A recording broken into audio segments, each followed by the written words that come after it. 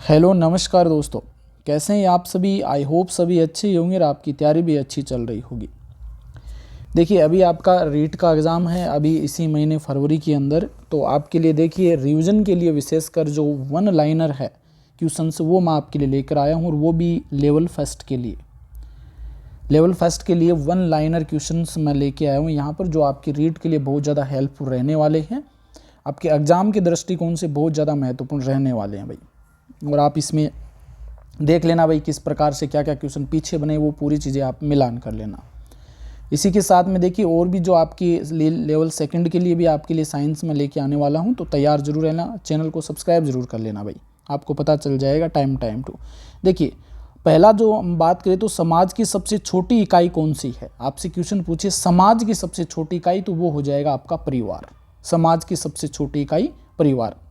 माता पिता व उनके बच्चों से मिलकर बना परिवार, यानी कि दो पीढ़ियाँ यहाँ पर बात हो रही है, एक तो माता पिता और एक उनके बच्चे, दो पीढ़ियों से मिलकर बना हुआ परिवार क्या कहलाता है। तो ये भी आपके लिए क्वेश्चन पूछा जा सकता है भाई, इसे हम एकल परिवार कहते हैं। ठीक है।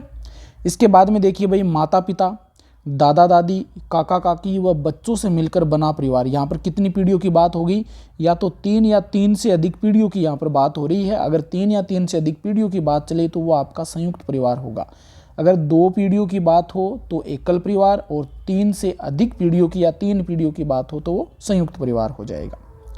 प्राचीन समय में भारत में सामान्यतः किस प्रकार के परिवारों का प्रचलन था भाई। प्राचीन समय की बात करें तो उस समय संयुक्त परिवारों का प्रचलन था। आगे देखिए अभी वर्तमान भारत में परिवार कैसे बने रहे हैं। वर्तमान भारत में परिवार कैसे बन रहे हैं भाई। वर्तमान की हम बात करें है तो संयुक्त ही है, संयुक्त की जगह यहाँ पर हम बात करें एकल परिवार बनते हो जा रहे। आप देख रहे होंगे भाई अभी है ना, जैसे हमारी शादी हो जाती है, अगर हम तीन भाई हैं तो तीनों भाई अलग अलग हो जाते हैं, छोटे भाई के पास माता पिता रहते हैं, तो वो तीन परिवार बन गए, तो वो एकल कहलाएंगे भाई। ठीक है ना। तो वो आपकी देखिए अगर हम बात करें हमारी और हमारे बच्चों की, तो हम दो ही पीढ़ियाँ हैं, तो इस प्रकार से जो रह रहे हैं तो वो एकल परिवार हो जाएगा। तो संयुक्त की जो है एकल परिवार बन रही हैं। बच्चों में लक्षण कहाँ से आते हैं, तो वंशागति व आसपास के वातावरण से आते हैं। सामान्यतः सबसे महत्वपूर्ण कारण वंशागति और उसके बाद में वातावरण। आपसे दोनों ऑप्शन में तो दोनों ही आंसर होगा भाई। वंशागति और वातावरण का बराबर जिम्मेदार होते हैं भाई लक्षणों के लिए आगे आने वाली पीढ़ी के अंदर। बच्चों के वंशागति के लक्षण कहाँ से आते हैं, तो ये माता पिता से आ सकते हैं, दादा दादी के आ सकते हैं, नाना नानी के आ सकते हैं। आप देखते हैं भाई आप लोगों की शकल सूरत या कुछ गुण जो होते हैं हमारे पूर्वजों से मिलते हैं, या दादा दादी से, नाना नानी से, या फिर अन्य काका काकी से भी मिल सकते हैं। वंशागति के पिता किसे कहते हैं भाई, ये भी क्वेश्चन इंपॉर्टेंट है। जेनेटिक्स, फादर ऑफ जेनेटिक्स, वंशागति के पिता किसे कहा जाता है, तो ग्रेगर जॉन मेंडल को कहा जाता है। अब मेंडल ने प्रयोग किस पर किए थे, कौन से पादप पे किए थे, तो ये भी इंपॉर्टेंट क्वेश्चन है। मटर के पादप पर इन्होंने प्रयोग किए थे, और मटर का कई बार साइंटिफिक नेम पूछ ले तो याद रख लेना भाई, पाइसम सेटाइवम, पाइसम सेटाइवम हो जाएगा। हरगोविंद खुराना ने किस कारण से नोबेल पुरस्कार मिला था। हरगोविंद खुराना को किसके लिए नोबेल पुरस्कार मिला था, तो याद रखना इन्होंने नए गुणों का निर्धारण हेतु इन्होंने क्या किया था, कृत्रिम जीन का निर्माण किया था, तो इसके लिए इनको नोबेल पुरस्कार मिला था। बणेश्वर मेला कहाँ पर बरता, तो ये डूंगरपुर में बरता है, और डूंगरपुर में भी याद रख लेना बणेश्वर मेला, जिसे हम आदिवासियों का कुंभ भी कहते हैं भाई, याद रख लेना ये इंपॉर्टेंट है। फूलडोल मेला कहाँ बरता भाई, तो फूलडोल मेला शाहपुरा भीलवाड़ा में बरता है, शाहपुरा भीलवाड़ा में। ख्वाजा साहब उर्स प्रतिवर्ष रजब माह की 1 से 6 तारीख तक कहाँ मनाया जाता है। ख्वाजा साहब का उर्स प्रतिवर्ष रजब माह की 1 से 6 तारीख तक कहाँ मनाया जाता है, तो याद रखना ख्वाजा मोइनुद्दीन दरगाह है अजमेर में, अजमेर की दरगाह में ये उर्स मनाया जाता है। रामदेवरा मेला कहाँ बरता भाई, तो रामदेवरा जैसलमेर में, जिसे हम रूनीचा कह देते हैं सामान्यतः। और इस मेले का सबसे प्रसिद्ध आपसे पूछ ले कि क्या है, तो वो आपका 13 ताली नृत्य जो रामदेव जी की आराधना में किया जाता है। रामदेव जी का मेला कब भरता है, ये भी इंपॉर्टेंट है, तो माघ व भाद्रपद माह में इनका मेला आयोजित होता है भाई। देखिए ये मेला जो होता है ना, ये दूज से लेकर के 11 एकादशी तक भरता है भाई। ऐसे कौन से लोग देवता हैं जिन्हें हिंदू और मुसलमान दोनों मानते हैं, वह रामसा पीर के नाम से जानते हैं, तो आप सभी को पता ही, आप बोलते भी हैं रामसा पीर की जय, रामदेव जी महाराज को मानते हैं भाई। नाग पंचमी मेला कहाँ भरता है, तो नाग पंचमी मेला जोधपुर में भरता है भाई। तीज का मेला कहाँ भरता है, जयपुर में। तो तीज आपको दो याद रखनी है भाई, एक तो आपसे पूछ ले कि हरियाली तीज पूछे तो वो तो आपकी हो जाएगी भाई जयपुर की। और आपसे पूछ ले कि कजली तीज कहाँ की प्रसिद्ध है या कजली तीज कहाँ होती है, तो वो आप याद रख लेना भाई, बूंदी की हो जाएगी। तो ये दोनों जरूर याद रख लेना। हरियाली अमावस्या मेला, हरियाली अमावस्या मेला तो ये उदयपुर में भरता है। दशहरा मेला भरता है कहाँ पर, कोटा में। दशहरा का मेला प्रसिद्ध है भाई कोटा का, ठीक है। भरतरी मेला व पांडुपोल का मेला ये अलवर में भरता है भाई, ठीक है ना, याद रख लेना ये। आगे देखिए भाई, आगे हम और बात करते हैं। पशु मेला कहाँ का प्रसिद्ध है, पशु मेला तो ये नागौर व पुष्कर के प्रसिद्ध है भाई। नागौर का जो पर्वत सर में मेला भरता है वो पशु का सबसे बड़ा, आय की दृष्टि से बड़ा मेला माना जाता है भाई, और एक पुष्कर के अंदर भरता है। राजा भर्तृहरि की तपोभूमि अलवर में लक्खी मेला कब भरता है, राजा भर्तृहरि की तपोभूमि अलवर में लक्खी मेला कब भरता, तो भाद्रपद शुक्ल अष्टमी को भरता है ये भी याद रख लेना। राजस्थान में लोक देवता के यशोगान स्वरूप गाए जाने वाले गीत कहलाते हैं। राजस्थान में लोक देवता के यशोगान स्वरूप गाए जाने वाले गीत क्या कहलाते हैं, इनको हम पवाड़े कहते हैं। देखिए सामान्यतः जो पवाड़े होते हैं ये पाबू जी के पवाड़े लोकप्रिय हैं भाई, जो भजन होते हैं ना पाबू जी के, उनको हम पवाड़े कहते हैं, और पाबू जी के पवाड़े लोकप्रिय हैं ज़्यादा।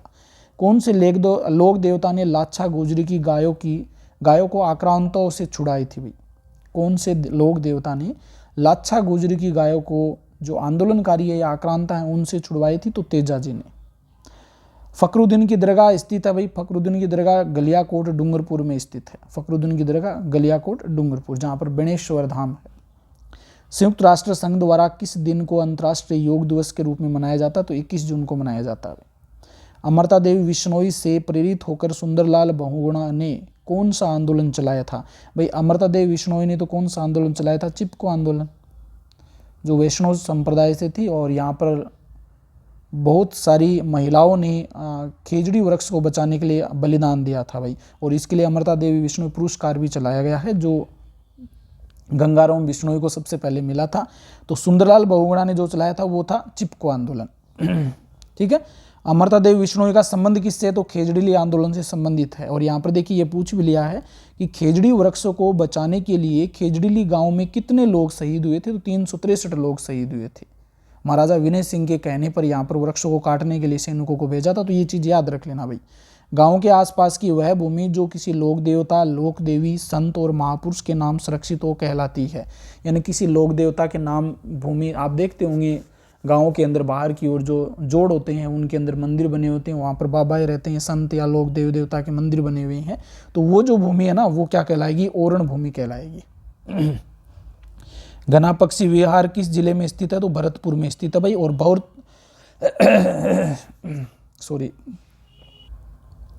भरतपुर का जो घना पक्षी विहार है ना, जिसे हम केवलादेव पक्षी विहार कहते हैं, वो आपका फेमस किसके लिए, तो साइबेरियन क्रेन के लिए फेमस है। केवलादेव राष्ट्रीय उद्यान विस्तृत है, तो ये भरतपुर में है भाई। राष्ट्रीय मरु उद्यान कहाँ पर है, तो बाड़मेर जैसलमेर में स्थित है। सरिस्का व रणथंभौर उद्यान प्रसिद्ध है, किसके लिए प्रसिद्ध है सरिस्का व रणथंभौर, तो यहाँ पर आप सभी को पता है बाघ प्रोजेक्ट चलाए गए थे यहाँ पर 1973 के आसपास, तो बाघ संरक्षण के लिए प्रसिद्ध हैं दोनों ही। सरिस्का उद्यान राष्ट्रीय उद्यान सरिस्का किस जिले में स्थित हो, तो अलवर में सरिस्का। रणथंभौर आपका सवाई माधोपुर में है। राष्ट्रीय पर्व के रूप में किसकी जयंती मनाई जाती है, तो गांधी जयंती, याद रख लेना, राष्ट्रीय पर्व के रूप में मनाई जाती है। अंडे देने व अंडों की देखभाल करने वाली चींटियां क्रम से कहलाती है, तो अंडे देने वाली तो रानी चिट्टी हो जाएगी, और अंडों की देखभाल करने वाली श्रमिक चिट्टी हो जाएगी। इसी प्रकार से हम अगर मधुमक्खियों में बात करें तो सेम ही मधुमक्खियों में होता है, अंडे देने वाली रानी मधुमक्खी और अंडों की देखभाल करने वाले श्रमिक मधुमक्खी हो जाएंगे। परचा बावड़ी स्थित है, तो परचा बावड़ी रामदेवरा में है भाई, परचा बावड़ी। खिन्नी बावड़ी कहाँ पर स्थित है, तो ये जालोर में स्थित है। चांद बावड़ी कहाँ स्थित है, आबानेरी दौसा के अंदर स्थित है चांद बावड़ी। 150 फीट गहरी मेड़तनी बावड़ी किस जिले में स्थित है, ये इंपॉर्टेंट है भाई। 150 फीट गहरी मेड़तनी बावड़ी कहाँ पर है, तो ये झुंझुनू के अंदर है मेड़तनी बावड़ी। प्राचीन काल में कुएं या बावड़ी से पानी निकालने के लिए प्रयुक्त पहिए नुमा संरचना कहलाती, तो इसे रहट कहते हैं। पुराने समय में इसका उपयोग किया जाता था। रहट को चलाने के लिए किसका प्रयोग किया जाता था, तो बैलों के द्वारा उस रहट यानी कि पहिए को घुमाया जाता था, जिससे वो पानी ऊपर खींचा जाता था भाई। डेंगू रोग फैलाने वाला मच्छर कौन सा, तो एडीज मच्छर हो जाएगा डेंगू के लिए, और डेंगू एक प्रकार का वायरस जनित रोग है भाई। वायरस जनित रोग है, याद रख लेना। ये कौन से रोगों के फैलने के कारण दूषित जल एवं भोजन है? कौन सा रोग है जिसका फैलने का मुख्य कारण दूषित जल व भोजन है? भाई जो आपके आंत से संबंधित जितने भी रोग हैं वो आपके इसी प्रकार के हो जाएंगे, जैसे कि पीलिया, अतिसार, कृमि रोग, पोलियो भी इसी प्रकार से होता है भाई। पोलियो जो कि एक वायरस जनित रोग है, ये भी याद रख लेना। मुंह में बनने वाली लार कार्य करती है तो स्टार्च को ग्लूकोज में बदलने का कार्य करती है, और ये जो लार होती है इसमें एक एंजाइम होता है जिसे हम टाइलिन कहते हैं। टाइलिन या इसे एमाइलेज कहा जाता है, जो स्टार्च को ग्लूकोज में जो आपकी स्टार्च होती है उसको माल्टोज में बदलता है भाई, माल्टोज में, ठीक है ना, माल्टोज में बदलता है। और माल्टोज जो होती है ये 2 ग्लूकोज के अणुओं से मिलकर बनी होती है। भोजन का पाचन कहाँ से शुरू होता है? तो मुंह से शुरू हो जाता है, क्योंकि मुंह में कार्बोहाइड्रेट का पाचन होता है भाई। कार्बोहाइड्रेट का पाचन कहाँ से शुरू होता है? तो मुंह से शुरू हो जाता है। लगभग 30% कार्बोहाइड्रेट मुंह में पाचन होता है। इसके बाद में देखिए, आमाशय व आंत में भोजन का पाचन किसकी सहायता से होता है? आमाशय व आंत में, तो आमाशय आंत में पाचक रस पाए जाते हैं, उनके द्वारा भोजन का पाचन होता है। जैसे आमाशय में आपसे पूछ ले तो आमाशय के अंदर आपका पेप्सिन एंजाइम होता है जो प्रोटीन का पाचन करता है, और आंत में आपका ट्रिप्सिन, काइमोट्रिप्सिन ऐसे कुछ एंजाइम्स होते हैं जिसके अंदर जो भोजन का पाचन करते हैं, ठीक है ना। कार्बोक्सीपेप्टाइडेज है, न्यूक्लियेज है, बहुत सारे एंजाइम होते हैं, इतना डिटेल से आपके नहीं जाएगा भाई। खून की कमी यानी कि एनीमिया रोग होने पर कौन सी गोलियां दी जाती है? तो आयरन, फोलिक एसिड है वो दिया जाता है। और खून की कमी होने के लिए आपसे क्वेश्चन पूछ ले कि कौन से हरी सब्जी का उपयोग करें, तो पालक याद रख लेना भाई, सर्वाधिक आयरन होता है पालक के अंदर। स्वच्छ भारत मिशन कब प्रारंभ किया गया था? तो 2 अक्टूबर 2014 को प्रारंभ किया गया था। गोडावन को राज्य पक्षी कब घोषित किया गया? 1981 के अंदर। किसे शर्मिला पक्षी व सोन चिड़िया के नाम से जाना जाता है? तो गोडावन को जाना जाता है। ये मैंने अलग से वीडियो डाला है प्रतीक चिन्ह से संबंधित, तो वो जरूर देख लेना भाई। चिंकारा को राज्य पशु कब घोषित किया गया था? 1981 में घोषित किया गया था। राज्य सरकार द्वारा 30 जून 2014 को किसको पशुधन श्रेणी में राज्य पशु घोषित किया गया था? 30 जून 2014 को ऊंट को घोषित किया गया। और आपसे पूछ ले कि भी वन्य जीव श्रेणी के अंदर, ये तो पालतू श्रेणी में है, और वन्य जीव श्रेणी में आपसे पूछ ले कि कौन सा हमारा राज्य पशु है, तो वो आपका चिंकारा हो जाएगा, चिंकारा, ठीक है। खेजड़ी को राज्य वृक्ष कब घोषित किया गया? 1983 में घोषित किया गया था। सप्ताह में कितनी बार नाखून अवश्य काटने चाहिए? तो 1 बार अवश्य काटने चाहिए। वे जीव जंतु जो केवल पेड़ पौधों से प्राप्त सामग्री को भोजन के रूप में काम में लेते हैं तो क्या कहलाते हैं? शाकाहारी कहलाते हैं भाई। जो पेड़ पौधों को खाते हैं मुख्य रूप से वो शाकाहारी हो जाएंगे। और शाकाहारी जीव कौन कौन से होते हैं भाई? गाय, हिरण, भैंस, बकरी, खरगोश, यानी कि हमारे समाज में जितने भी जीव हैं जो सिर्फ घास फूस खाते हैं वो आपके शाकाहारी हो जाएंगे, हर्बीवोरस। वे जंतु जो केवल मांस का सेवन करते हैं या मांस ही भोजन के रूप में करते हैं, जैसे शेर, चीता, भेड़िया, ये आ जाएंगे, तो ये आपके मांसाहारी कहलाते हैं भाई। और मांसाहारी कौन से हैं? शेर, चीता, भेड़िया, गिद्दड़, कुत्ता भी हो सकता है इसके अंदर। वे जीव जंतु जो पेड़ पौधों और मांस दोनों को खाते हैं भाई, पेड़ पौधे भी खाते हैं और मांस भी खाते हैं, तो ये आपके सर्वाहारी हो जाएंगे। और इसमें आप सभी को पता है भाई, सर्वाहारी में आपका मनुष्य भी आता है, कौवा भी आता है और भालू, ये आपके पेड़ पौधे भी खाते हैं और साथ में मांस मछली भी खा लेते हैं। जल का शुद्धिकरण कैसे किया जाता है? छानना, उबालना, फिटकरी द्वारा साफ करके किया जाता है। बरसात के जल को इकट्ठा करने के लिए घरों व ढाणियों में बनाया जाता है, तो टांका बनाते हैं। पुराने समय में क्या करते थे? टांका बनाते थे, जो अस्थायी रूप से हम जल को स्टोर करने के लिए, बरसात के पानी को। दीपावली का त्यौहार क्यों मनाया जाता है, कब मनाया जाता है? तो कार्तिक मास की अमावस्या को। वेरी वेरी इंपॉर्टेंट है भैया, कार्तिक मास की अमावस्या को। ईद मनाई जाती है तो रमजान के अंतिम माह में चांद दिखाई देने पर ईद मनाई जाती है, और इसमें मीठी सेवैया है वो बनाई जाती है भाई, मीठी ईद बोलते हैं इसको। ईसाइयों का प्रमुख त्यौहार कौन सा? तो क्रिसमस हो जाएगा। ईसा मसीह के जन्म की खुशी में मनाया जाता है क्रिसमस। क्रिसमस त्यौहार है वो कब आता है भाई, कब मनाया जाता है? तो 25 दिसंबर, हर साल 25 दिसंबर को क्रिसमस डे के रूप में मनाया जाता है। महावीर जयंती मनाई जाती है तो चैत्र शुक्ल त्रयोदशी को।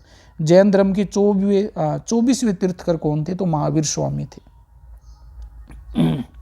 गुरु नानक जयंती मनाई जाती है। गुरु नानक जयंती की हम बात करें तो ये आपकी कार्तिक मास की पूर्णिमा को मनाई जाती है। देखिए समझना यहाँ पर, ये कार्तिक मास की अमावस्या को तो क्या आती है? दीपावली त्यौहार। और गुरु नानक जयंती कार्तिक मास की पूर्णिमा को।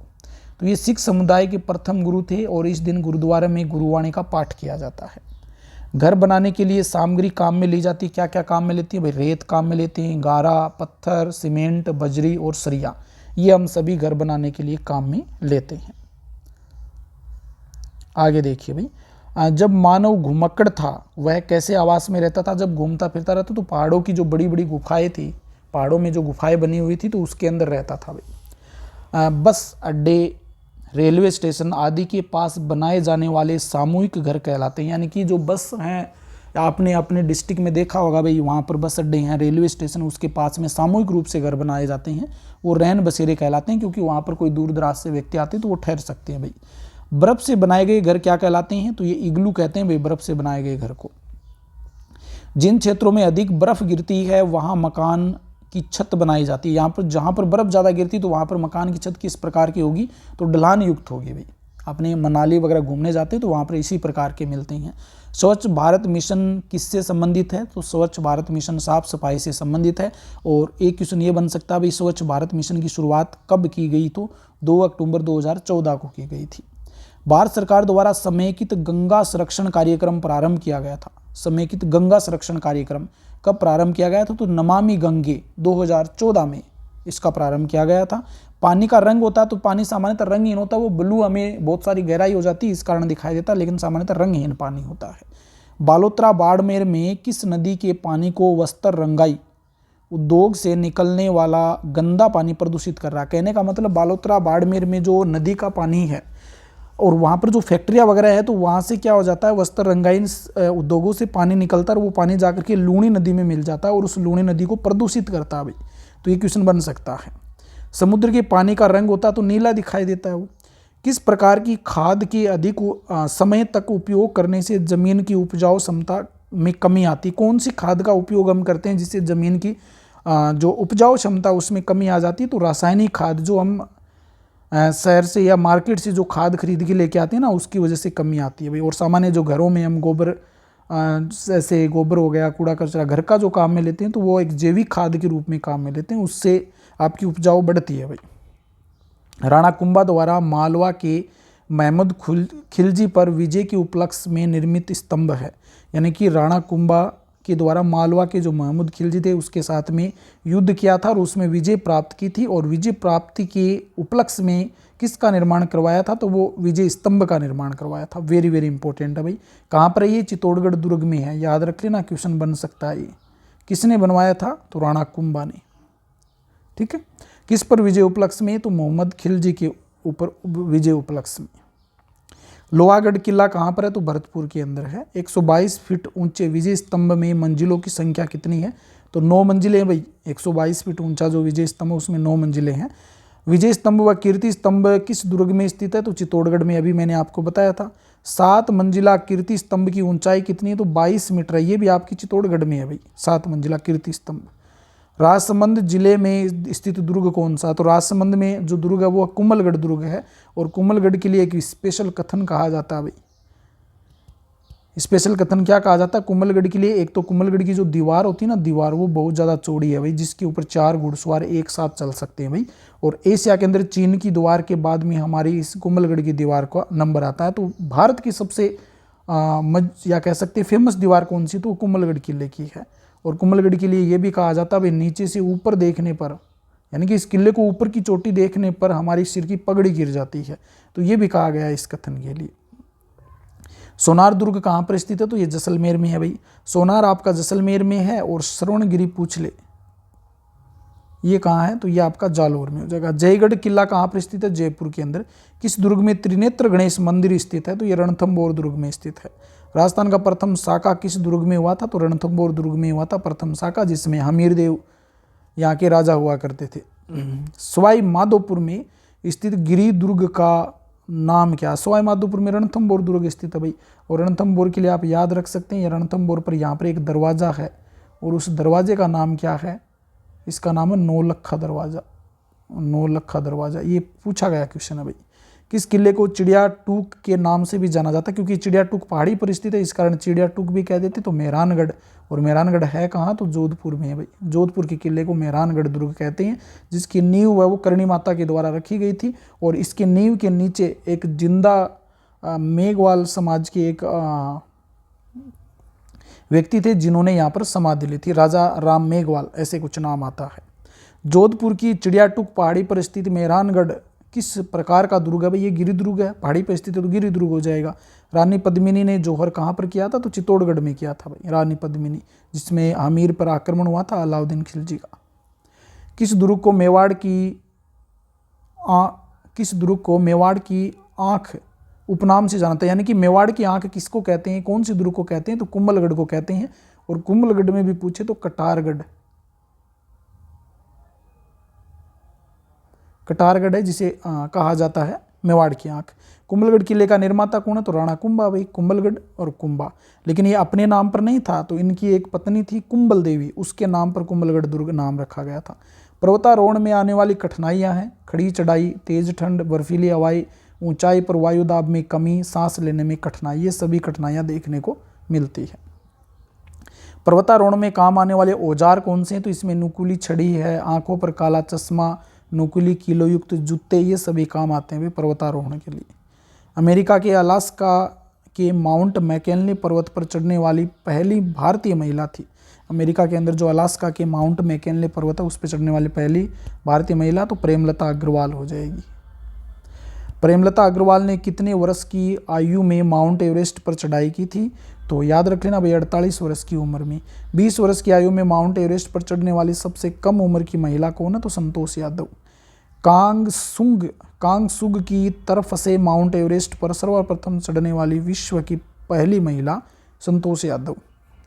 हरियाणा के रेवाड़ी जोनियावास गांव निवासी पर्वतारोही संतोष यादव ने शिक्षा प्राप्त की थी। तो महारानी कॉलेज जयपुर से शिक्षा प्राप्त की थी इन्होंने। तो ये संतोष यादव का संबंध एक पर्वतारोही है, तो यहाँ से क्वेश्चन बन सकता है भाई। पर्वतारोही प्रेमलता अग्रवाल का जन्म हुआ था, तो ये जुगतलाई जमशेदपुर झारखंड में इनका जन्म हुआ था। बचेंद्री पाल का जन्म कहाँ हुआ था? तो नाकुरी गांव उत्तराखंड के अंदर। माउंट एवरेस्ट पर चढ़ने वाली पहली महिला पूछे तो वो बचेंद्री पाल हो जाएगी भाई। किस पर्वतारोही ने गंगोत्री पर्वत और रुडुगेरा पर्वत आरोहण अभियान में भाग लिया था? बचेंद्री पाल ने। बचेंद्री पाल ने प्रशिक्षण प्राप्त किया था तो नेहरू पर्वतारोहण संस्थान से। अत्यधिक चमकीला तारा ध्रुव सदैव किस दिशा में रहता है? तो उत्तर दिशा में। यात्रियों को दिशाओं का ज्ञान कराने में कौन सा तारा सहायक होता है? तो ध्रुव तारा होता है भाई, जो कि उत्तर दिशा में होता है। अंतरिक्ष में 7 तारों का समूह कहलाता है, तो सप्तऋषि मंडल कहते हैं, सप्तऋषि तारा मंडल। चंद्रमा किसके प्रकाश से चमकता? तो सूर्य के प्रकाश से चमकता, क्योंकि चंद्रमा जो होता है ये पृथ्वी का उपग्रह होता है और चंद्रमा का कोई अपना कोई प्रकाश नहीं होता, ये सूर्य के प्रकाश से चमकता है। वे खगोलीय पिंड जो बड़ी मात्रा में ऊष्मा तथा प्रकाश का उत्सर्जन करते हैं कहलाते हैं तारे कहलाते हैं भाई। सूर्य भी एक प्रकार का तारा है। अर्सा मेजर या बिग बियर बड़ा भालू, अर्सा मेजर या बिग बियर बड़ा भालू, तो ये नक्षत्र मंडल है, सप्तऋषि तारा मंडल इसी का एक भाग है भाई। वे पिंड जो प्रकाश से चमकते हैं कहलाते हैं ग्रह, प्रकाश से चमकते वो ग्रह कहलाते हैं। सौर परिवार का मुखिया कौन होता है? तो सूर्य है भाई, सौर परिवार का मुखिया। सूर्य तथा पृथ्वी के मध्य की दूरी कितनी है? तो 1500 करोड़ किलोमीटर। हमारे सौर मंडल या सूर्य मंडल में कितने ग्रह हैं? तो 8 ग्रह हैं। तो सूर्य से दूरी के अनुसार ग्रहों की हम बात करें तो सबसे दूरी के अनुसार तो पहले बुध, फिर शुक्र, फिर पृथ्वी। देखिए इनका क्रम कई बार पूछ लिया जाता है। फिर मंगल, फिर बृहस्पति, शनि, अरुण जिसे यूरेनस कहते हैं, वरुण, नेपच्यून। तो ये ग्रह हैं भाई जो सूर्य के चारों ओर चक्कर लगाते हैं भाई, और इनका क्रम भी याद रख लेना, इस प्रकार से व्यवस्थित होते हैं ये। सौर मंडल के सभी 8 ग्रह एक निश्चित पथ यानी कि दीर्घवृत्ताकार पर सूर्य का चक्कर लगाते हैं, ये पथ क्या कहलाता है? तो कक्षा कहलाता है। ये सभी जो ग्रह होते हैं ये कक्षा में सूर्य के चारों ओर चक्कर लगाते हैं। किसे पृथ्वी का जुड़वा ग्रह माना जाता है? ट्विंस माना जाता है, तो वो शुक्र हो जाएगा भाई। शुक्र ग्रह को जुड़वा ग्रह मानते हैं पृथ्वी का। अंतर्राष्ट्रीय खगोलीय संगठन प्लूटो व खगोलीय पिंड ये नंबर और फिर सिरस को बोने ग्रह की सूची में शामिल किया गया है। यानी कि अंतर्राष्ट्रीय खगोल संगठन ने प्लूटो व खगोलीय पिंड को बोने ग्रह की सूची में शामिल किया गया, मतलब ग्रह से निकाल दिया तो 2006 के अंदर। कब निकाला? 2006 में। पृथ्वी तथा चंद्रमा के मध्य की दूरी कितनी है? कि चंद्रमा हमारे पृथ्वी का उपग्रह है, तो इनके बीच की दूरी लगभग 3,84,000 किलोमीटर है। किस ग्रह के आकार को भू आभा कहा जाता है? तो पृथ्वी को कहते हैं भाई। पृथ्वी का एकमात्र उपग्रह है वो है चंद्रमा, ये प्राकृतिक उपग्रह है। नीला ग्रह किसे कहते हैं? तो पृथ्वी को कहा जाता है। और लाल ग्रह किसे कहते हैं? तो लाल ग्रह भी याद होना चाहिए भाई, मंगल को कहते हैं, मंगल को। इनसेट IRS एडसेट क्या है? तो ये अंतरिक्ष में भारतीय उपग्रह है भाई, भारतीय उपग्रह के नाम है ये इनसेट IRS एडुसेट। तारों, ग्रहों, उपग्रहों के अतिरिक्त असंख्य छोटे पिंड जो छोटे पिंड भी सूर्य के चारों ओर चक्कर लगाते हैं, इन्हें कहा जाता, तो इन्हें क्षुद्र ग्रह, यानी कि तारा ग्रह और उपग्रह, इनके अलावा छोटे छोटे पिंड भी सूर्य के चारों ओर चक्कर लगाते हैं, उनको क्षुद्र ग्रह कहते हैं। सूर्य के चारों ओर चक्कर लगाने वाले पत्थरों के छोटे छोटे टुकड़ों को क्या कहा जाता है? तो ये तो छोटे छोटे क्या हो गए, पिंड, और छोटे छोटे जो पत्थर के टुकड़े होते हैं उनको उल्का पिंड कहते हैं। आकाश गंगा क्या है भाई? आकाश गंगा की बात आए तो लाखों तारों का समूह होता है जिसे आकाश गंगा कहते हैं। लाखों आकाश गंगाएं मिलकर निर्माण करती है तो ब्रह्मांड का, यानी कि हमारे इस ब्रह्मांड में एक हमारी आकाश गंगा नहीं है, बहुत सारी आकाश गंगा है। किस ग्रह को सूर्य के चारों ओर क्रमशः परिक्रमण काल सर्वाधिक व न्यूनतम होता है? यानी कि सूर्य के चारों ओर जो ग्रह चक्कर लगाते हैं उनमें सबसे, एक तो ये पूछ लिया जाता है कि सर्वाधिक परिक्रमण काल किसका, और एक सबसे न्यूनतम। तो सर्वाधिक तो होगा वरुण का 164 साल, और सबसे कम जो सबसे पास में होगा उसका सबसे कम होगा, उसका हो जाएगा 88 दिन। ठीक है। कौन से ग्रहों का अपनी अक्ष पर घूर्णन न्यूनतम होता? सबसे न्यूनतम अगर अक्ष पर घूर्णन पूछे, मतलब अपनी दूरी पे ही घूमते हैं, तो वो पृथ्वी का हो जाएगा एक तो, और एक मंगल का। तो इसीलिए तो हम बात करते हैं तो इनका मिलता जुलता भाई वातावरण देखने को मिलता है। ऐसा कहा जाता है भाई मंगल पे भी जीवन संभव हो सकता है, तो एक दिन होता है इसका। बृहस्पति का अपने अक्ष पर घूर्णन काल कितना होता है? बृहस्पति का तो 9 घंटे 56 मिनट, सबसे कम 9 घंटे 56 मिनट। आंतरिक ग्रह है तो आंतरिक ग्रह हो जाएगा बुध, शुक्र, पृथ्वी, मंगल। भाई जो हमने क्रम देखा ना, तो उसके अंदर सूर्य से लेकर के आगे के जो ग्रह हैं उनके बीच में जो ग्रह आते हैं उनको आंतरिक ग्रह कह देंगे, बुध, शुक्र, पृथ्वी, मंगल। बाह्य ग्रह कौन से हो जाएंगे? तो बृहस्पति हो जाएगा, शनि हो जाएगा, अरुण, यूरेनस, और वरुण, नेपच्यून। चंद्रमा की सतह पर सबसे पहले कदम रखने वाले व्यक्ति कौन थे? तो नील आर्मस्ट्रॉन्ग हो जाएंगे। प्रकाश की गति कितनी होती है? तो ये देख लीजिए भाई, इकाई, दाई, सैकड़ा, हजार, 10,000, लाख, 30 लाख किलोमीटर प्रति सेकंड। ठीक है ना। सूर्य के प्रकाश को पृथ्वी पर पहुंचने में लगभग कितना समय लगता? तो 8 मिनट लगती है।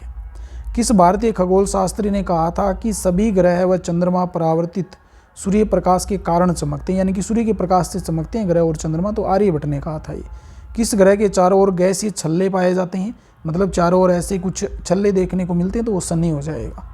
कौन से ग्रह का अपने अक्ष पर घूर्णन काल सर्वाधिक होता है? तो शुक्र का 243 दिन। क्षुद्र ग्रह किन कक्षाओं के बीच पाए जाते हैं? तो मंगल व बृहस्पति के बीच में देखने को मिलते हैं ये।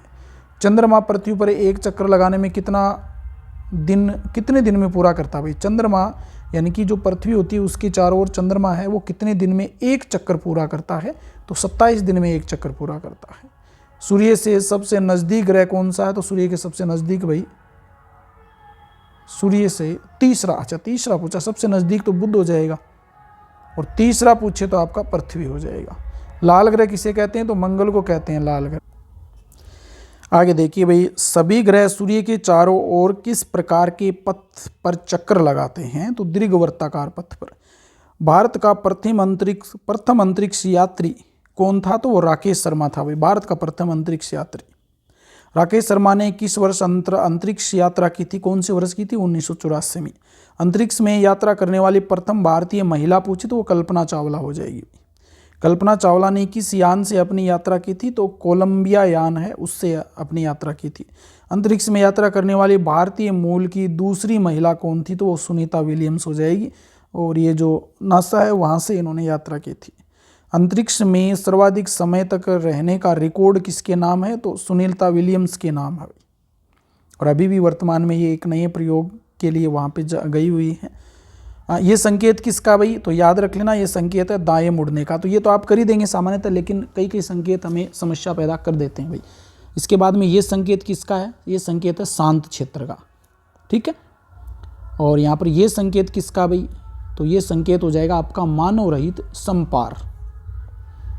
मानव रहित संपार, यानी कि यहाँ पर मानव वगैरह वो नहीं रहते हैं सामान्यतः। ये संकेत आपसे पूछे तो ये हो जाएगा पैदल क्रॉसिंग का संकेत है भाई, पैदल जब यात्री करते हैं तो उस समय क्रॉसिंग का। और ये संकेत आपसे पूछे तो ये संकेत रक्षित संपार क्रॉसिंग हो जाएगा, रक्षित। ठीक है ना, रक्षित संपार क्रॉसिंग। और ये संकेत बाएं मुड़ने का हो जाएगा, और ये क्रॉस दे रखा है, इसका मतलब चौराहा होगा, 4 रास्ते ऐसे कट रहे हैं। ठीक है, ये संकेत आपसे पूछे तो आगे स्कूल है भाई, स्कूल का यहाँ पे दिखाया गया है। और ये जो ऐसे लिखा हो ना तो ये पटरी का भी हो सकता है भाई, रक्षित संपर्क क्रॉसिंग। आगे देखिए, रेडियो की खोज आपसे पूछे तो मार्कोनी ने की थी। टीवी की खोज किसने की थी? John लोर्गी beard. मोबाइल के खोजकर्ता मार्टिन कूपर। टेलीग्राफ की खोजकर्ता सैमुअल्स। प्राचीन काल में संदेशों का संचार किसके माध्यम से होता था? तो ढोल, नगाड़े, कबूतर, हरकारे, इनके द्वारा किया जाता था। राष्ट्रीय पर्व के रूप में मनाया जाता है तो स्वतंत्रता दिवस 15 अगस्त, गणतंत्र दिवस 26 जनवरी, गांधी जयंती 2 अक्टूबर, और तिरंगा मध्य में अशोक चक्र बना होता। अच्छा, यहाँ पर ये याद रख लेना भाई, 3 है यहाँ पे, एक तो स्वतंत्रता दिवस 15 अगस्त, गणतंत्र दिवस 26 जनवरी और गांधी जयंती 2 अक्टूबर। राष्ट्रीय ध्वज पूछे तो वो तिरंगा हो जाएगा, मध्य में इसके अशोक चक्र होता है। राष्ट्रीय गान तो ये जनगण मन हो जाएगा, ये 52 सेकंड में गाया जाता है भाई। ये लिखा किसके गया था? तो रविंद्रनाथ टैगोर के द्वारा लिखा गया था ये भी याद रखना। और राष्ट्रीय गीत बंकिम चंद्र चटर्जी। राष्ट्रीय गान को कब गाया जाता? तो ध्वजारोहण के समय गाया जाता है ये। वंदे मातरम लिखा था तो वंदे मातरम संस्कृत व बांग्ला में मिश्रित भाषाओं में लिखा गया है।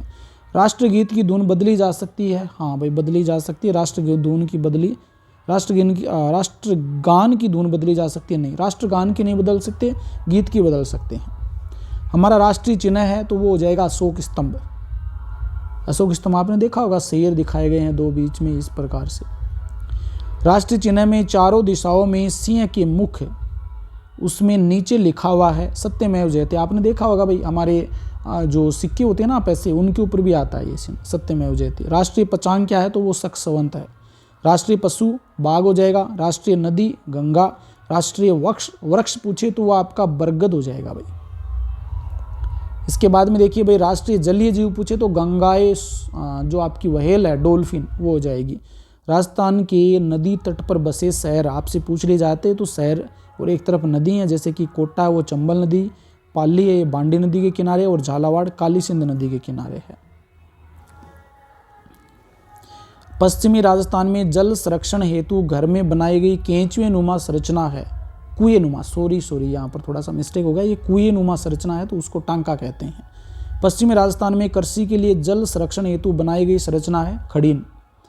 वर्षा जल रोककर भूमिगत जल स्तर को बढ़ाने हेतु बनाई गई संरचना है। वर्षा जल को रोककर भूमिगत जल स्तर को बढ़ाई गई जो संरचना है भाई, भूमिगत जल स्तर को बढ़ाने के लिए, तो वो जोड़ हो जाएगा। आपने देखा होगा जो नरेगा के द्वारा खुदाई की जाती है वो। राजस्थान में भारत का कितने प्रतिशत पशुधन पाया जाता है? राजस्थान में भारत का कितने प्रतिशत पशुधन पाया जाता है? 11.27%। राजस्थानी वेशभूषा किस रंगों के लिए जानी जाती है? राजस्थानी वेशभूषा चटक रंगों के लिए। राजस्थानी महिलाएं कौन से वस्त्र पहनती है? तो घाघरा, चोली, ओढ़नी ये पहनती है भाई। राजस्थानी पुरुषों का परिधान है धोती, कुर्ता, पजामा, पगड़ी। गणगौर मनाई जाती है तो चैत्र शुक्ल तृतीया को गणगौर मनाई जाती है भाई, ये इंपॉर्टेंट है। गणगौर कहाँ की फेमस है बता चुका हूँ मैं आपको। हाँ, तीज भी बता चुका हूँ। तीज मनाई जाती है श्रावण शुक्ल तृतीया को, ठीक है ना। तीज, हरियाली तीज जो होती है वो तो जयपुर की फेमस है, ठीक है। और ये कजली तीज या सातुड़ी तीज इसे हम कहते हैं, ये भाद्रपद कृष्ण तृतीया को आती है, ये बूंदी की फेमस है भाई कजली तीज। शीतला अष्टमी मनाई जाती है, चैत्र कृष्ण अष्टमी को मनाई जाती है। जयपुर के पास सील डूंगरी और वल्लभ नगर में शीतला माता का मंदिर बना हुआ भाई, ठीक है ना। और अक्षय तृतीया को, वैशाख शुक्ल तृतीया, सर्वाधिक बाल विवाह इसी दिन होते हैं। अक्षय तृतीया आखा तीज बोलते हैं सामान्यतया। त्रिनेत्र गणेश मेला भरता है तो त्रिनेत्र गणेश मेला गणेश चतुर्थी को भरता भाई। पुष्कर मेला अजमेर में भरता है, ये कार्तिक पूर्णिमा को। कैला देवी और पुष्कर में याद रख लेना, एकमात्र आपकी वर्मा जी का मंदिर है भाई, पुष्कर में वर्मा जी का मंदिर है एकमात्र। कैला देवी मेला है तो करौली के अंदर चैत्र शुक्ल अष्टमी को भरता भाई। और कैला देवी का याद रख लेना भाई, कैला देवी से संबंधित हम बात करें तो यहाँ पर लांगुरिया जो नृत्य है वो बहुत ज़्यादा फेमस है भाई यहाँ का। लांगुरिया कैला देवी की आराधना में किया जाता है। महावीर जी मेला है तो करौली के अंदर भरता है चैत्र शुक्ल एकादशी को। दशहरा का मेला तो कोटा के अंदर उमेद सिंह द्वितीय द्वारा भरवाया गया था, तो उसी से लगातार चला आ रहा है, तो सबसे बड़ा मेला है भैया। करणी माता मेला देशनोक बीकानेर के अंदर है, और जहाँ पर जो चूहे होती है ना उनको बांका कहते हैं भाई, याद रख लेना ये। जीण माता मेला तो इस सीकर रेवासा के अंदर है। डिग्गी कल्याण जी का मेला टोंक में, ये इंपॉर्टेंट है भाई, डिग्गी कल्याण जी का मेला। तेजा जी का मेला आपसे पूछ ले तो तेजा जी का मेला पर्वतसर में भरता है नागौर के अंदर, और ये पशु मेला भाई, सबसे बड़ा पशु मेला, ठीक है ना। भाद्रपद शुक्ल दशमी को भरता है ये, तेजा दशमी कहते हैं जिसे। राजस्थान के पंच पीर की बात की तो इसमें रामदेव जी, पाबू जी, मेहा जी, हड़बू जी, गौगा जी, यो कहते हैं ना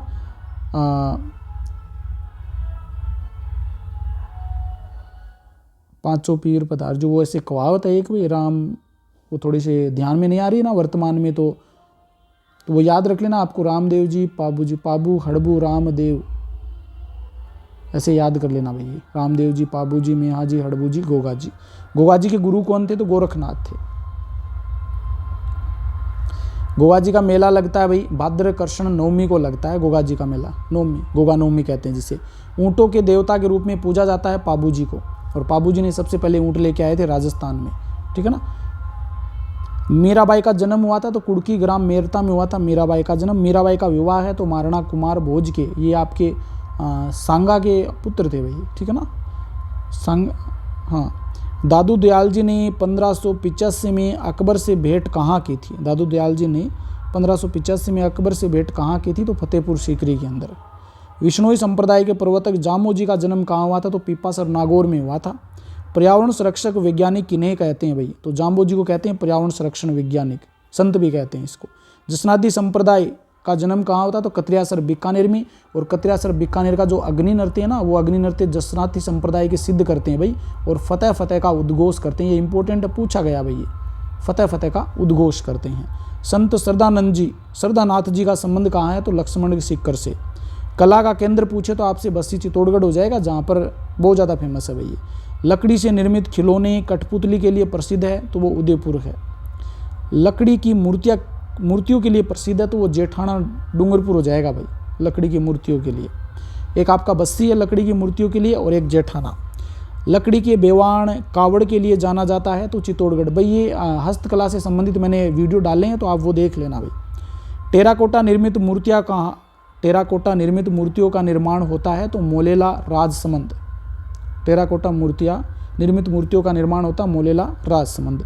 ब्लू पोट्री, तो ब्लू पोट्री जयपुर की फेमस है भाई, और ब्लैक पोट्री कोटा की फेमस है। कागजी पोट्री आपकी अलवर की फेमस है, और सुनहरी पोट्री बीकानेर की फेमस है, ये भी याद रख लेना, सुनहरी पोट्री बीकानेर की। लाख का काम किया जाता तो जयपुर और जोधपुर के अंदर। कांच पर बारीक सोने की नक्काशी का कार्य कहलाता तो इसे थेवा कला कहते हैं प्रतापगढ़ के अंदर। और थेवा कला से याद रख लेना भाई, यहाँ पर जो आपका राज सोनी परिवार है ना, राज सोनी परिवार, वो बहुत ज़्यादा फेमस है भाई यहाँ का, राज सोनी परिवार। तो ये क्वेश्चन बन सकता है भाई, मैंने अलग से आपको ये थेवा कला में करवाया, तो एक बार वो वीडियो जरूर देख लेना, आपको पूरी चीज़ें समझ में आ जाएगी। कपड़े पर छपाई का कार्य किया जाता तो बगरू सांगानेर अकोला के अंदर। ये प्रिंट ना बगरू प्रिंट है, सांगानेरी प्रिंट है, आजम जाजम प्रिंट है, तो ये याद रख लेना भाई। कसीदा कार्य मुख्यतः चित्र उकेरे जाते हैं पशुओं पर। चूहों वाले मंदिर के नाम से जाना जाता तो करणी माता का मंदिर जो देशनोक में बीकानेर में, उसे कहते हैं चूहों वाला मंदिर के रूप। राजस्थान में कितने राष्ट्रीय उद्यान है? तो मुख्य रूप से 4 हैं भाई, यहाँ पे 3 कैसे लिखे हुए? 3 राष्ट्रीय उद्यान है भाई, 3। केवलादेव राष्ट्रीय उद्यान तो ये भरतपुर घना पक्षी विहार।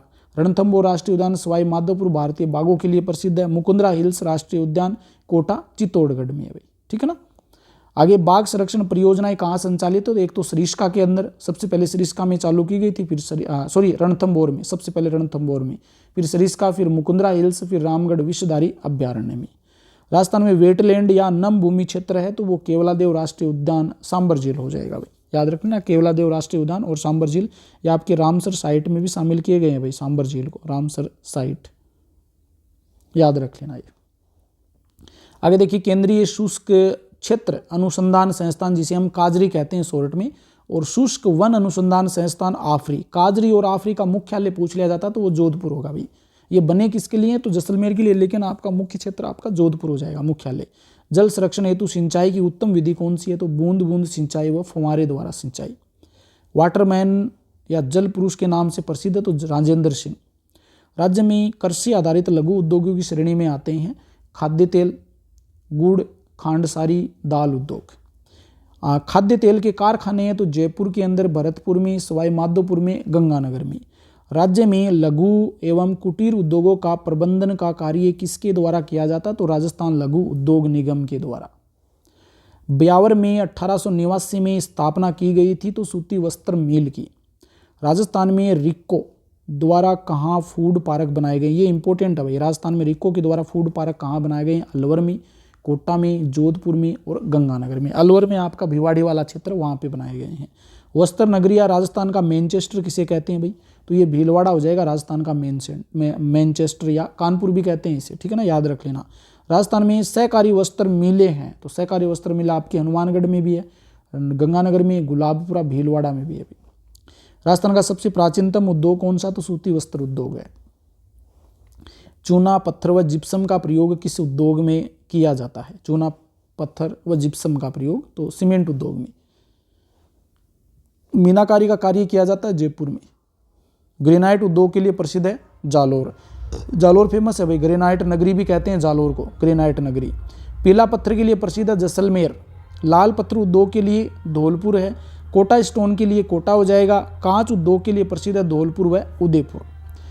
नमक उद्योग के लिए प्रसिद्ध है, तो नमक उद्योग के लिए नागौर हो जाएगा भाई। प्रथम शक्कर मिल द मेवाड़ शुगर मिल्स निजी क्षेत्र की कहाँ पर स्थापित की गई थी, जो कि प्रथम शक्कर मिल थी या शुगर मिल, ये भोपाल सागर चित्तौड़गढ़ में 1932 में स्थापित की गई थी।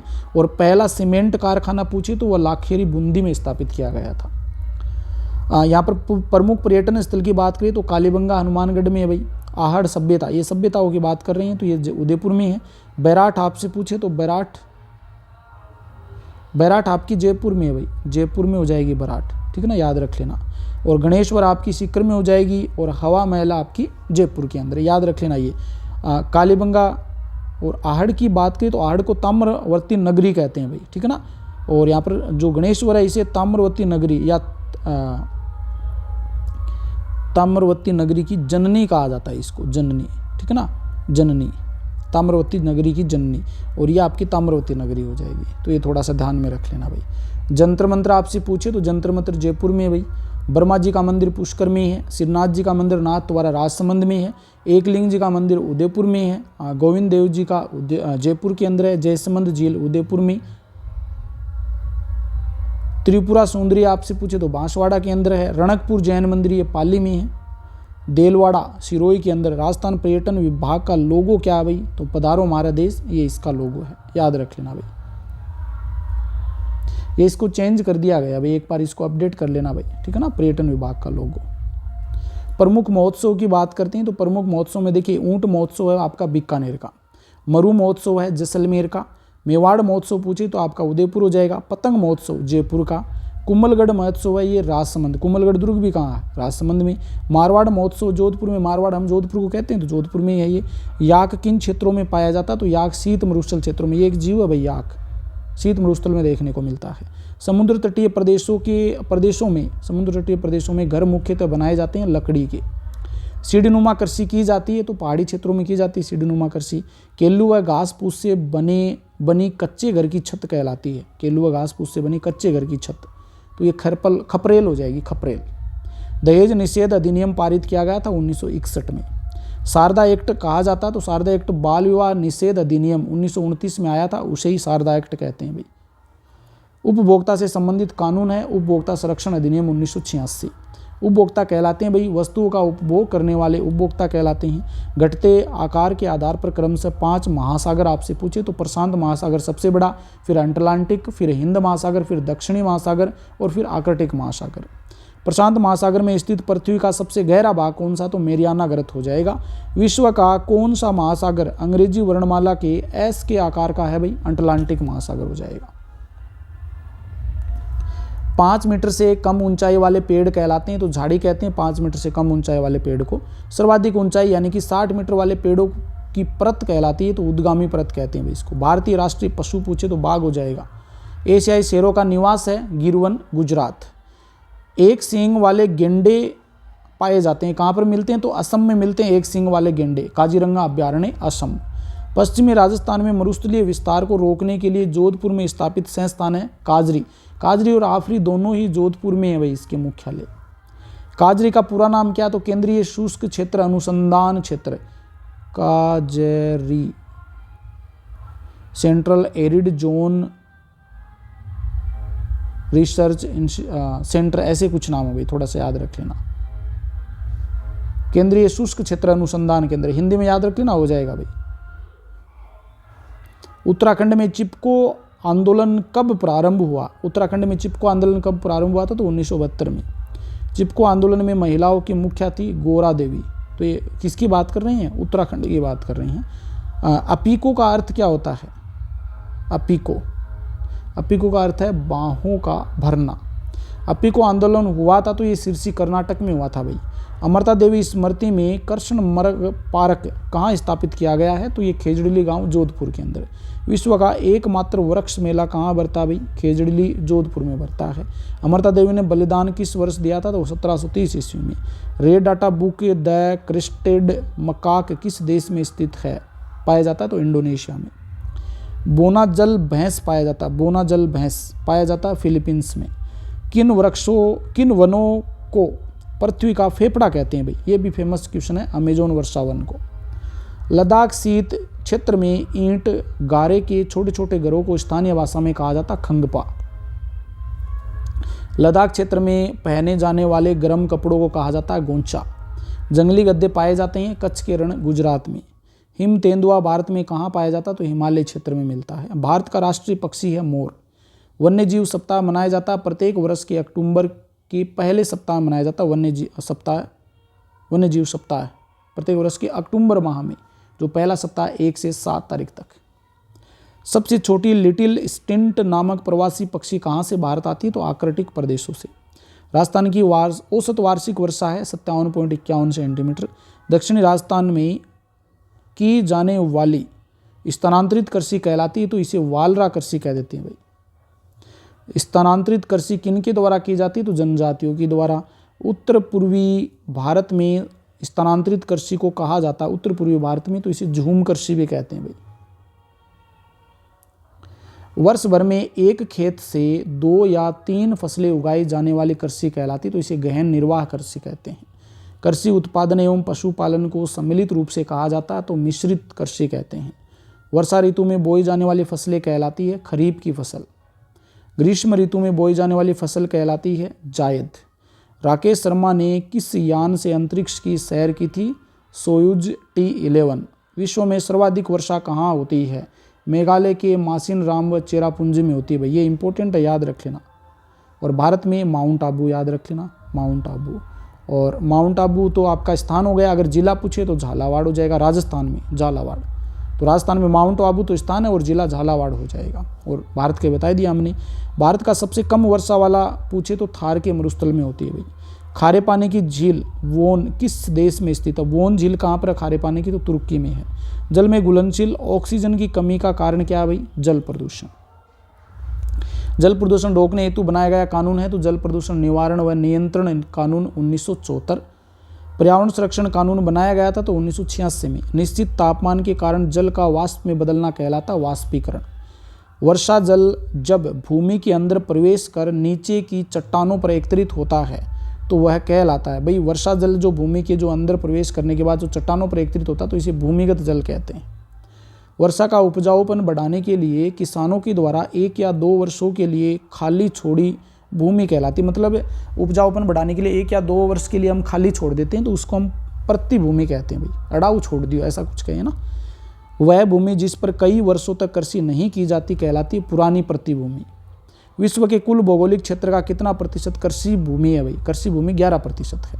मुकुंदरा हिल्स राष्ट्रीय उद्यान किन जिलों में स्थित है? तो कोटा और चित्तौड़गढ़ में।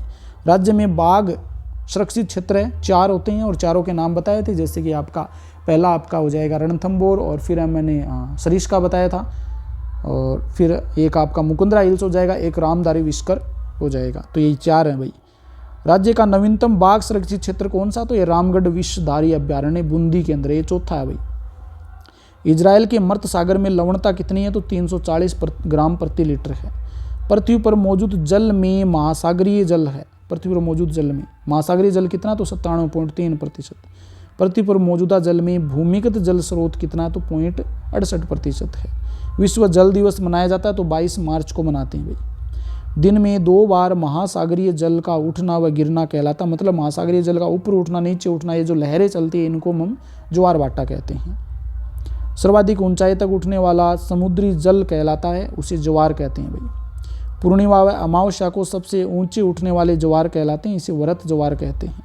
श्रवण भुजीय महामार्ग जोड़ता है दिल्ली, मुंबई, चेन्नई व कोलकाता को। श्रवण चतुर्भुजीय, ये इंपॉर्टेंट है भाई। श्रवण चतुर्भुजीय जो महामार्ग है किसको जोड़ता है? दिल्ली, मुंबई, चेन्नई, कोलकाता को। बेदुइन, तुआरेंग जनजातियां किस मरुस्थल में पाई जाती है? सहारा मरुस्थल में। भारत का ठंडा मरुस्थल है लद्दाख। यूनेस्को की विश्व धरोहर सूची में शामिल राष्ट्रीय उद्यान? केवलादेव राष्ट्रीय उद्यान भरतपुर। सहकारिता का मूल उद्देश्य एक सबके लिए, सब एक के लिए। सहकारिता से संबंधित संविधान संशोधन 97वां संविधान संशोधन 2011। तो इस प्रकार से हमने देखिए भाई जो वन लाइनर हैं तो लगभग आप खुद अंदाज़ा लगा सकते हैं ये 200-300 वन लाइनर से भी ज़्यादा हो जाते हैं। और घंटे भर की क्लास में आपकी पूरी लेवल फर्स्ट की जो सब्जेक्ट की जो पूरी की पूरी आपकी थ्योरी है वो कवर हो जाती है भाई। मोस्ट इंपॉर्टेंट क्वेश्चन है, एक बार जाने से पहले इनको पढ़ के जरूर जाना भाई। आपके बहुत सारे क्वेश्चन वो इससे पढ़ने वाले हैं। तो आज के लिए इतना ही, धन्यवाद, थैंक यू।